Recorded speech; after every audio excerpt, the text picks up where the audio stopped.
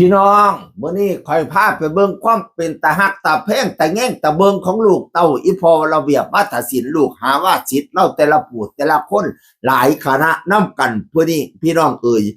บอยสิริชัยนี่เป็นพี่ใหญ่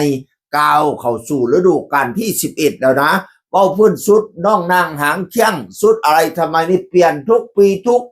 อุ้ยสวยหรูพี่น้องเอ่ยสุดเก่าไปไหนบัดนี้สุดเก่าก็มอบให้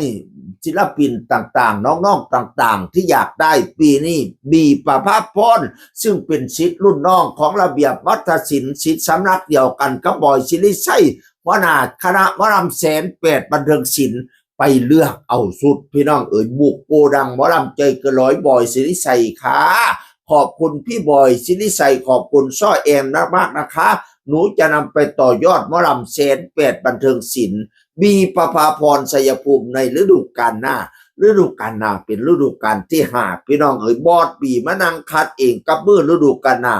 รอชมความสวยงามพระราม8ได้เลยตอนแรกแล้วกับโพสต์นี้มาทำอะไรกันนะที่สำนักงานหมอลำใจเกินร้อยอยู่วัสดารู้แล้วค่ะไปเรียกเอาสุดสวยๆสุดเพิ่นเฮงสุดเพิ่นปังสุดเพิ่นดังสุดสุดยอดเอาไปต่อยอดอยู่กับหมอลำ108บันเทิงศิลป์ก็ให้ปังให้ดังๆเด้ออีหล่าคำแพงเอ่ยเมื่อวันปิดฤดูกาล21มิถุนายนลูกหาว่าศิษย์อีพอละเบียบพอพอเปียบไปเบิดหมอลำเสียงเจียวเต้วสุกัญญากลับไปหมอลำเสียงวิหกนกพงศกรกลับไป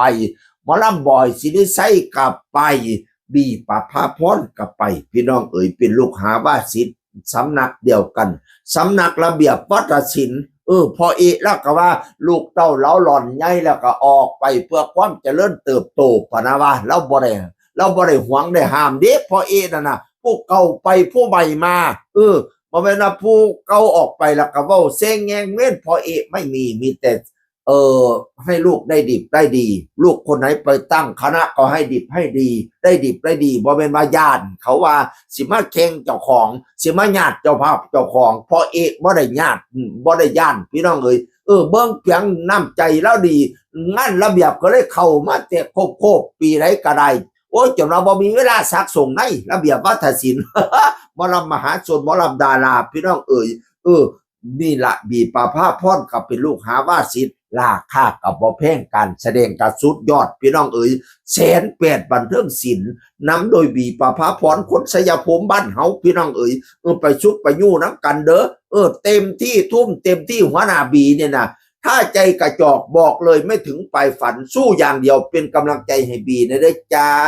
เป็นกำลังใจให้เด้ออีหล่ะคำแพงแต่งเนาเอ่ยเพิ่นว่าสักคลิปฤดูกาลหน้านี่สุดยอดรับรองว่าถูกใจทั้งมักคนมักเกยคนมักล่ำแน่นอนเจอกัน108บันเทิงศิลป์ฤดูกาลหน้าพี่น้องเอ่ยเสียงคือคนเก่าสู่ฟังสวัสดีครับสวัสดีครับ